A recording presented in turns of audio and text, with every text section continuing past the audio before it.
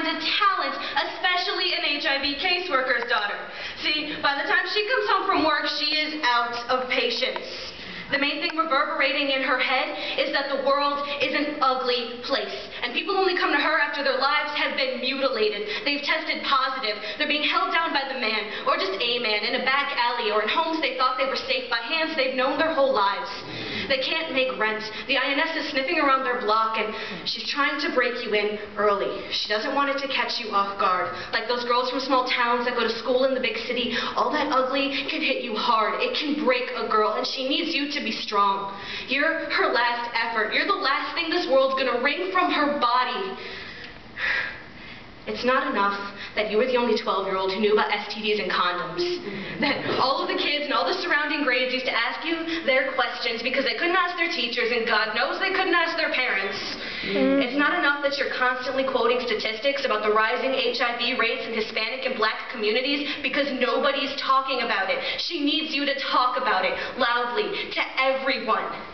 You will always shy away from writing political poems because you come from a political home, and a girl just needs a break. But when you do, you will never write about Iraq. You'll never mention Uganda. Your mother doesn't believe in saving the world if she can't even save her own block. Let's be responsible for where we are. Being her daughter means cab rides to courtrooms and insanity pleas. It means phone calls at 9 o'clock at night when you're sick with panic.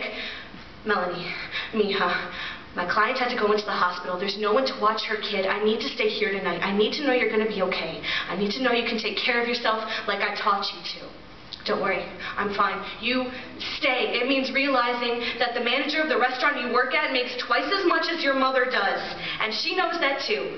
But she doesn't worry about it. She doesn't care. She doesn't have time to. There are kids to babysit, protests to organize, hospitals to visit. She never thought she was going to make a lot of money. She just wants to make a difference. Being her daughter is realizing at a very young age that you are not the center of the universe.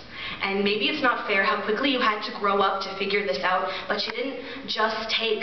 She gave you some of your best memories at protest rallies, everybody screaming, united, believing they were making a difference in the world. So when you do finally write your political poem, it'll be about something you're passionate about. It'll be with all your heart and soul.